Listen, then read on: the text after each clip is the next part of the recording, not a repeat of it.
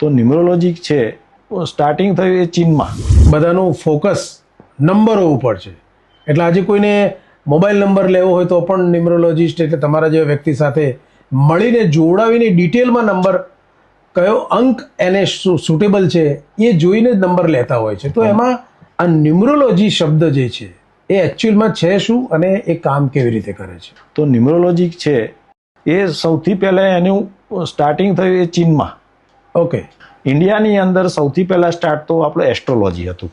એ વૈદિક ઉપર હોય છે આખું ગણિત. હવે એસ્ટ્રોલોજી છે એટલો બધો ટફ સબ્જેક્ટ છે કે દરેક માટે એ સ્ટડી કરવો ઇઝી નથી. એસ્ટ્રોલોજીની કમ્પેરિઝનની અંદર ન્યુમરોલોજી છે ને થોડું ઇઝી છે. એટલા માટે અત્યારે દરેક પબ્લિક છે એ ન્યુમરોલોજી તરફ વળેલી છે.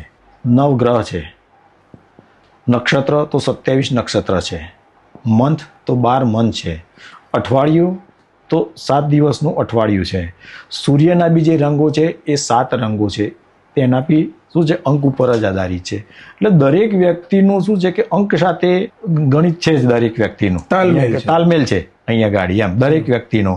હવે જ્યારે બર્થ થાય છે બાળકનો એ વખતે વ્યક્તિનું તો કોઈને નામ આપેલું હોતું નથી.